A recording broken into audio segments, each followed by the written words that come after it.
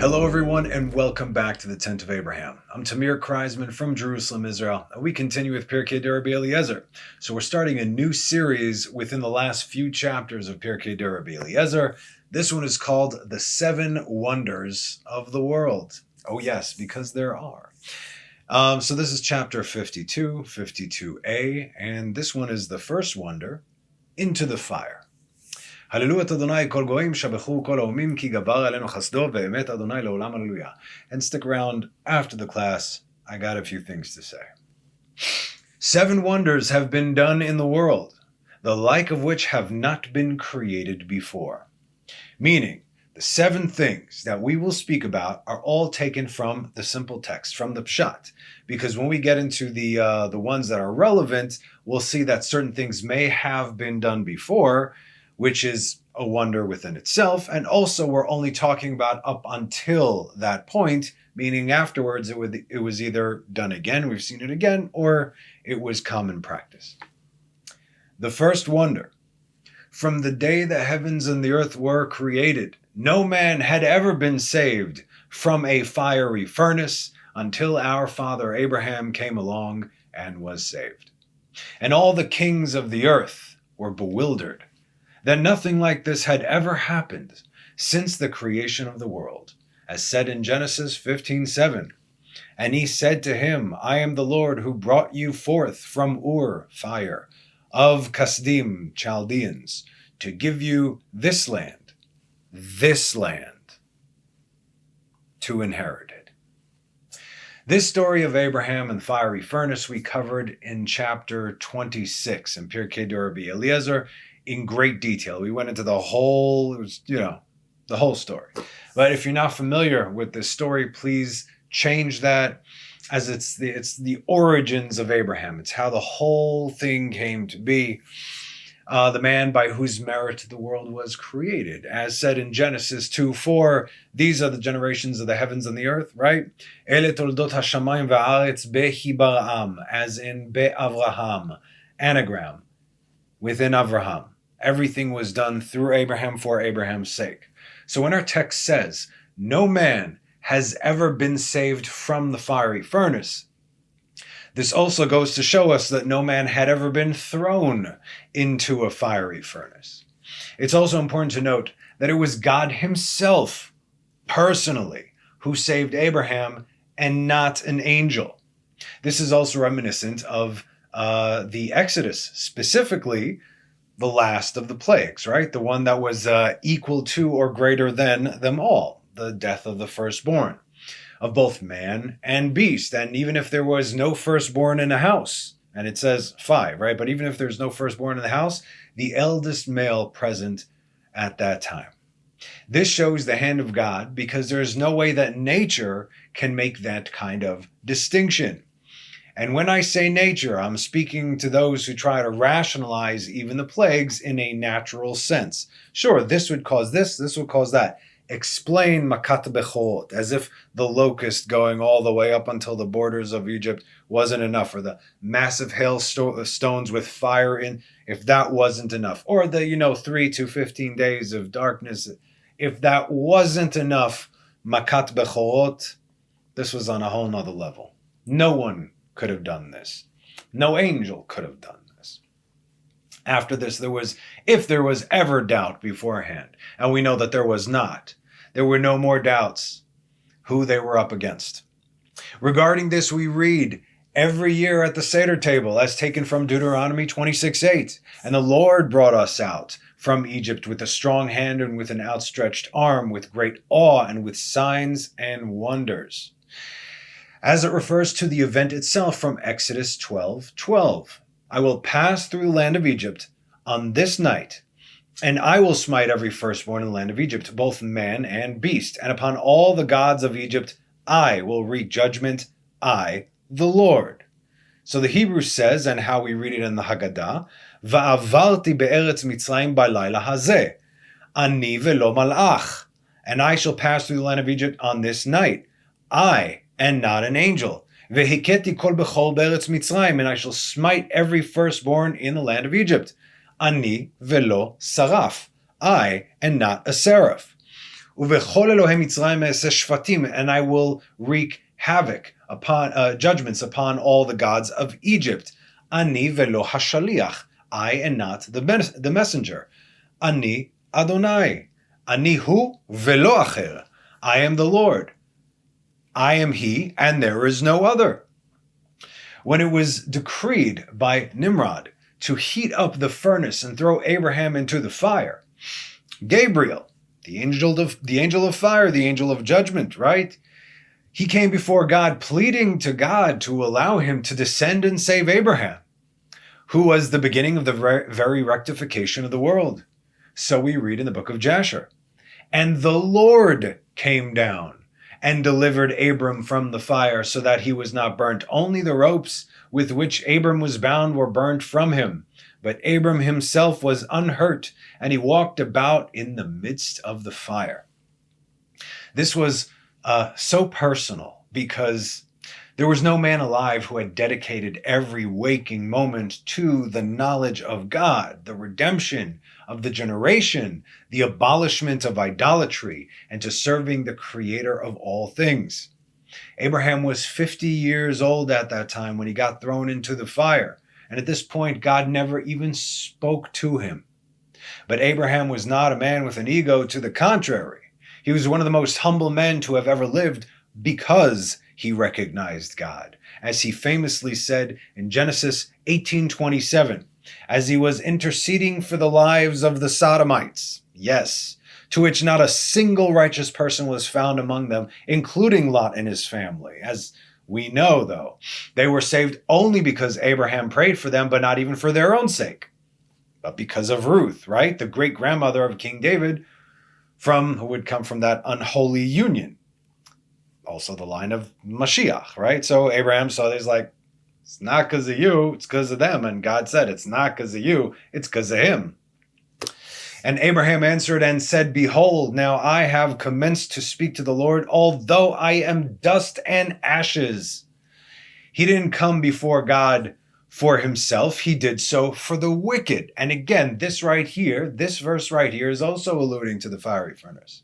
And he didn't come in his own merits, though he had many. In fact, he had all the merits in the world at the time. He and his wife Sarah. As we said, the world was created and stood for his sake and for the sake of his children. But he came before God in full recognition that God created him, which is all chesed, all loving kindness, grace, or what have you, and saved him, which is obviously also kindness. Though I am dust, he said, even the greatest man in the world next to God, even Abraham, is no more than dust, from Genesis 3:19. With the sweat of your face or your brow you shall eat bread until you return to the ground, for you were taken therefrom. For dust you are, and to dust you will return. Ki afar ata, ve'el afar tashuv. You are dust. Not you were dust. You are current dust. This is just our current form. Ve'afar tashuv. He knew his time on earth, Abraham, was very temporary, and not for a moment did he have any thoughts of grandeur. He absolutely knew that the very reason for his existence was God and God alone. He knew every breath he took was because God willed it so. And when one knows this, everything else, every personal earthly desire becomes insignificant. In a sense, when we will know this, it's almost like free will be taken away. Like we said, the angels have free will. We have seen that. Gehenom was originally for angels. However, because of the closeness of the angels to God, they have the knowledge of God. They would not go against God. So you see, since Adam was expelled from the Garden of Eden for eating of the tree of knowledge of good and evil, we, the descendants of Adam, are destined to walk the same path, meaning we have to eat from that tree. This is our reality.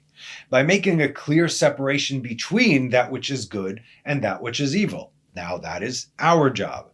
In other words, we absolutely must eat from the tree. We have no choice. We are born into this reality. The bottom line is this: Abraham ate from the tree of knowledge of good and evil. And he was the first to make a separation between what is good and what is evil, as did all our sages and everybody in the Tanakh. They all ate from the tree. That's what we are doing today. And that is what he taught the world to do.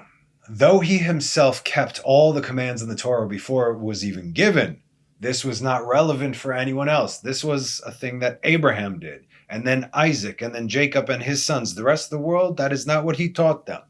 The way he taught the world to live was a moral, ethical, God-fearing life. Be kind to one another. Respect each other. Respect nature. Honor God.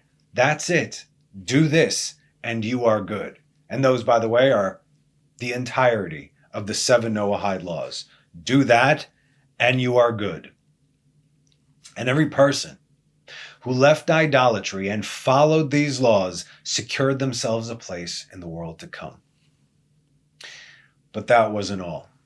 God did something with Abraham that had never been done before. And this was Abraham's choice. Abraham chose this. The chosen or preferred God for the Babylonians, or at least the kingdom of Nimrod of that time, was fire. They saw the element as the most powerful and destructive. Oh, and by the way, just so I hope you understand, right? If Abraham would have been tossed into the fire, he would have been ashes. Hence, I know that I'm dust and I may as well be ashes because you saved me from that too. You got that, right? Abraham recognized that even in that verse. So when Abraham was brought before Nimrod, Nimrod was very angry that Abraham did not worship idols like the rest of humanity. So Abraham decided to have some fun with Nimrod, showing him how stupid he was by his own words. It went something like this. Nimrod, why do you not worship a god? We worship fire because it is the strongest. Abraham, well, water can douse your fire. Okay, great. So then worship the water. Yeah, but then I'd have to worship the clouds who actually produce the water. Okay, great. Then worship the clouds. But then I'd also have to worship the air since its vapor is what produces the clouds. Okay, fine. So then worship the air. But then I'd also have to worship the sun its heat evaporates bodies of water, causing clouds to form. Excellent. Good choice. Worship the sun. Yeah, been there, done that, like when I was 2 already. It sets every day only to be replaced by the moon. Then worship the moon. Been there, done that too. It sets every day only for the sun to rise. See where I'm going with this, Nimrod? At that point, Nimrod had enough and said, throw him into the fire. From Jasher, and Abram walked in the midst of fire for 3 days and 3 nights, and all the servants of the king saw him walking in the fire. And they came and told the king, saying, behold, we have seen Abram walking about in the midst of the fire, and even the lower garments which are upon him are not burned. That's tzniut right there, modesty. But the cord which he was bound is burned. So you see, it was God who personally saved Abraham from the fire. God has no form, nor does he take a form. As God explicitly told Moses after Israel received the 10 Commandments in Exodus 20:19-20. The Lord said to Moses, so shall you say to the children of Israel, you have seen that from the heavens I have spoken to you. You shall not make images of anything that is with me, gods of silver, of gold, you shall not make for yourselves nothing. I don't take an image, man. Not at all, never. And anyone who says otherwise, according to the very word of God, is a worshiper of idols. Not only a worshiper of statues, but a worshiper of man who calls themselves gods. See what I'm saying? Does it not say in Numbers 23:19, God is not a man that he should lie, nor is he mortal that he should relent? Okay. Not a man, not anything, because he is everything. As we said, the existential crisis is coming for a specific group of 2.5 billion. And if you are thinking now what I think that you're thinking, then I got something else for you. Remember how we said that Gabriel came before God, pleading for the life of Abraham, that God may allow him to save Abraham? Remember how in Jasher it clearly states, and the Lord descended to save Abraham? Or as he even said in Genesis, I am the Lord who pulled you out of Ul Kasdim. Me, I did this. So here's the exchange from Midrash Haggadah. As Abraham was being tossed into the fire, Gabriel came before God, saying, "Please, Lord, allow me to enter into the fire and extinguish it, so that I may save Abraham who loves you." The Lord then said, "Just like there is none like me in the heavens, there is none like Abraham on earth. Therefore, I personally will save him from death." And to Gabriel, the Lord had said, "Because this matter was good in your heart, I shall in the future allow you to save 3 other tzaddikim." And who were these 3 other righteous men? From the book of Daniel, chapter 3. King Nebuchadnezzar made an image of gold, its height 60 cubits, its width 6 cubits. He set it up in the plain of Dura in the capital city of Babylon. And whoever does not fall and prostrate himself shall be cast into the fiery furnace. Okay, so this was the setup. Now it's important to understand who Daniel, Hananiah, Mishael, and Azariah, aka Shadrach, Meshach, and Abednego, were to the king and the country at the time. We're going to learn a little bit extra over here. From chapter 249, "And Daniel requested of the king, and he appointed over the affairs of the capital cities of Babylon Shadrach, Meshach, and Abednego, and Daniel was in the king's gate."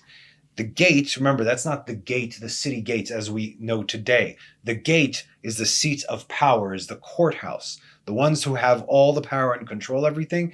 This is where Daniel and his 3 friends were sitting. This is at the end of chapter 2 already, the last verse.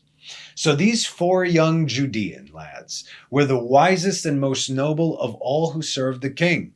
They held the highest positions of power, not because they were Jews, obviously, because the Jews were slaves in Babylon. They just got taken from Israel in chains. But because they were granted wisdom and understanding by God that would benefit Nebuchadnezzar and his kingdom, and as a result, also the Jews in captivity nonetheless. Naturally, the Babylonians did not like this, so they made sure to whisper in the king's ear, to erect a statue and have everyone bow down to it. On the surface, bowing down to the statue does absolutely look like idolatry, and in some opinions it is. But again, we're learning here. Okay. Before the ringing of the bell took place, right? When you hear all the music instruments play, then you got to do this. Before the ringing took place, when everyone would have to prostrate themselves, Nebuchadnezzar made sure to send Daniel out of the city. That's why he's not mentioned here. Sent him out of the city because he knew that he absolutely would not go along with this. But he didn't know that neither would his friends. Again, not because it was idolatry, but because of how it looked, how it appeared. Jews are not supposed to be a proud people socially. We're supposed to keep our heads down amongst the nations, don't make a big hoo-ha of this, that, or the other. In other words, we should not look for self-honor and or glory. In an ideal world. I know, it's embarrassing. This is even according to our sages in Pirkei Avot. It says, stay the hell away from the government. Stay away from them. Do what you need to do, but don't connect yourself with... Your Torah gives you more merit than the richest person in the world. Don't even worry about that stuff. But when it comes to our faith in the one true God, the God who chose us to receive the Torah, the one who chose us as his people, and his heritage, then certainly we stand with pride, not for ourselves, but for God's namesake. Because we here represent God. Just as the world loved Abraham, who introduced God to a godless world at the time and was thrown into the fire as a result, then saved by God and adorned with honor and riches wherever he went. Just like Joseph, representing at that time. Genesis 42, 38, and 39. So Pharaoh said to his servants, will we find anyone like this, a man in whom there is the Spirit of God? Then Pharaoh said to Joseph, since God has let you know all this, there is no one as understanding and wise as you. Recognition, he just did Kiddush Hashem right here. Amazing. And he was second to the king, but basically also the ruler of the world, just like Moses and his flock, the children of Israel, from Exodus 11:3. So the Lord gave the people favor in the eyes of the Egyptians. Also the man Moses was highly esteemed in the land of Egypt, in the eyes of Pharaoh's servants, and in the eyes of the people. Amazing. And just like Daniel and his friends from Daniel 2, right before the positions that they were given, then King Nebuchadnezzar fell on his face and prostrated himself before Daniel, and he ordered to offer up a meal offering and libations to bring him satisfaction. The king replied to Daniel and said, "Truly, your God is the God of the gods and the master of the kings, and he reveals secrets, being that you were able to reveal the secret." Then the king elevated Daniel and gave him many great gifts and gave him dominion over all the capital cities of Babylon. And he was the chief prefect over all the wise men of Babylon. And then we read, and including Hananiah, Mishael, and Azariah, Shadrach, Meshach, and Abednego, they all held those positions. So this is what it means to be a Jew, as they literally were Judeans, to stand for what is right and not bend the knee to the authorities, even in the face of certain death. Even if they didn't have to die, because guess what? They would not be transgressing idol worship over here, because it actually wasn't that. You got to see from the text. So there was a back and forth between these three magnificent Jewish lads and the king, who had to save face before his people. And the king really did love them, Daniel and his three friends. He saw how incredible they were. They did goodness for the kingdom. They did good for him. It would be in his best interest to keep them around. Wiser, with more understanding than all the wise men of Babylon, of course. Nebuchadnezzar spoke up and said to them, "Is it my decree that is meaningless, O Shadrach, Meshach, and Abednego, that you do not worship my God, and you do not prostrate yourselves to the golden image that I have set up?" You see, there are two things here. You don't worship my God, right? You don't worship my God, and you won't do this.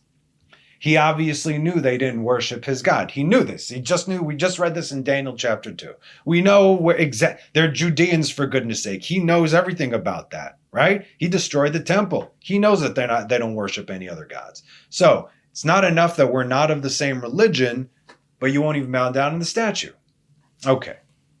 Now behold, you are destined, at the time that you hear a whistling horn, the clavel cord, the harp, the psaltery, the bagpipes, and all kinds of music, to fall and prostrate yourselves to the image that I made. It didn't say worship. Bow down. And if you do not prostrate yourselves at that time, you shall be cast into a burning fiery furnace. And who is a God who will save you from my hand? He did this, by the way. Of course, God put it in his heart to say these exact words. So he already recognized the God of Daniel. But again, this is a matter of pride in a public forum. And he could not have afforded to look weak at the time, given them every chance just to bend the knee. Don't even worship, just bend the knee. Just make it look publicly like you are. You don't have to kiss it. You don't have to say anything. Just do what everybody else is doing, man. That's it. Make it look to the public as if you are, but don't do it for real. Please do this, kids. Otherwise, I have no other choice but to throw you in the fire. I mean, I got my hands tied over here. Shadrach, Meshach, and Abednego answered and said to the king, "Nebuchadnezzar, we do not care to answer you about this matter. Behold, there is our God, whom we worship. He can save us from the burning fiery furnace, and from your hands, O king, he will save us." Clearly remembering the story of Abraham, whom God personally saved from the fiery furnace as he walked about unharmed for 3 days. At this point, though, you see what they did. That's great, but also you're kind of putting God in an uncomfortable position over here. At this point, right between this verse and the next, the prophet Ezekiel, a fellow captive, told them to amend their last statement, because God is not required to save them. Even if they give their life for God's sake, even if they say, "Okay, I'm with God, do what you do your worst." God is not required to save them or anyone. That's not why they did what they did. It's not why Abraham did what he did. He had no idea. But with Abraham, it had already been done. So they're like, yeah, bring it. It's happened before. Why not? God is not required to save them or anyone, and they had no idea if he will, nor should they rely on him to do so, especially after the fall of Jerusalem, the destruction of the temple, and the exile to Babylon. Legit. And if they make a statement like they did, that God will save them, if he does not, that dishonors God. You understand? So, in that case, would God have saved them or not? You got to think about it, because would God do this in order to appease what man thinks, or if this was part of his original plan? You see? So that's why it was amended. They amended their statement, and that is actually what saved them. Read in the very next verse. This was not left open like it was. And if not, meaning if God will not save us, let it be known to you, O king, that we will not worship your God. That's one. Neither will we prostrate ourselves to the golden image that you have set up.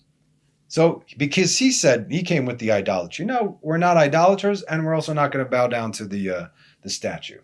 Not even just to appease the crown or make you look good, because by doing so, we would be dishonoring God. That's it. We are called to be different than the nations. We are called not to look like the rest of the nations, not the same practices, and anything that can even resemble idolatry, we have to run away from, even if it is not idolatry. But because they were in such a high position, they could not afford to bow down to the idol. And these men, the three of them, Shadrach, Meshach, and Abednego, fell into the burning fiery furnace, bound. Then King Nebuchadnezzar was bewildered and stood up in haste. He shouted and said to his leaders, "Did I not cast 3 men into the fiery furnace, bound?" They answered and said to the king, "Yeah." And here was the moment that the angel Gabriel was waiting for since that very day, since the days of Abraham. He called out and said, "Behold, I see 4 men." And the man Gabriel, 4 men walking in the midst of the fire, and there is no wound upon them. And the fourth, the form of the fourth looks like a son of Elohim. Dema, lidmot, the image of, lebar, lebar Elohim. Looks like a son of Elohim. Doesn't say a son of Yud-Kei Vav-Kei. It says a son of Elohim, a son of God. You know, like one of many sons of Elohim, like from Job 1:6. Now the day came about that the sons of Elohim, sons plural of Elohim, came to stand beside the Lord, and the Satan too came among them. That was Rosh Hashanah, as we know. Or like the fallen angels, as said in Genesis 6:4. The Nephilim were on the earth in those days, also afterwards, when the sons of Elohim, the sons of Ha-Elohim, of the Elohim, would come to the daughters of man. And you know the rest. Not to be confused with Israel, who is said the sons of the 4-letter name of God, the Yud-Kei Vav-Kei. This is the highest name, the highest aspect of God, as said in Exodus 4:22. And you shall say to Pharaoh, "So said the Lord, Yud-Kei Vav-Kei, my firstborn son is Israel." And all this comes back to Abraham, our father. This is the first wonder. From the day the heavens and the earth were created, no man had ever been saved from a fiery furnace until our father Abraham came along and was saved. And because of Abraham, who willingly went into the fire for God's name's sake, so too are his children worthy of such a miraculous personal salvation. Y'all know what's going on right now, right? We have over 100,000 Israeli Jews locked outside of Israel right now. And they cannot wait to get back in, putting tremendous amounts of pressure on the government and on El Al and Arkia just to come back home. They're doing everything they can to come back home. And if you have been living under a rock, so these Jews want to come home to a war zone, things are blowing up left and right across the country. We are in high alert every second of every day. These are not the firecrackers sent by Hamas. Although a protective room, can save you from some shrapnel, but not from a direct hit like we just saw. May May God have mercy on their souls and take vengeance upon those that got a direct hit last night, even though they were in their protected rooms. So these are ballistic missiles. They take down buildings. And still, these Jews, Orthodox, secular, what have you, would want nothing more than to come back to Israel, not to be anywhere else in the world now when all this is taking place. And if that's not a rectification for the sin of the spies in this week's Parsha, then I don't know what is. Look at this beautiful thing that's happening right now. The spies spoke ill of the land of Israel and did everything they could not to enter. My brothers and sisters are doing everything they can to enter, to come home, come hell or high water, when the sky is raining death and destruction. What a time to be alive. What a time to be a Jew in the land of Israel, where we belong. Unfortunately, I've also seen plenty either flee or those who have chosen not to come to Israel, Jews who, oh yeah, I'll wait till all this stuff passes and then I'll come. They think they're just going to waltz on in here after everything is said and done, after we're taking everything. And, oh, now it's safe to come to Israel. Learn what this is. No, it means, wait a minute. And I don't know what it is in other cultures, but in Israel, it's like somebody says, excuse me, 1 second, shnia, 1 second. Okay, hold on. Got something coming, all right? You can question the root of where they come from if they want to let the Jews here take everything and they think they're going to waltz in. Because I can tell you this, no matter what happens, no matter what comes at us, there is no place in the world I would rather be than the Holy Land of Israel in God's city, Jerusalem, right here, right now. We are the children of Abraham. We choose to walk in the fire for God's name's sake. And from this fiery furnace, we too shall be saved. As the prophet Jeremiah said in chapter 30, verse 7 of the end of times, we're at it right now. And it is a time of distress for Jacob, through which he shall be saved. Ve'et sarahi le'akov umimena ivasha. We are the sons and daughters of Abraham. We are Jacob. We are Israel. And all the kings of the earth were bewildered that nothing like this had ever happened since the creation of the world. And that's our class.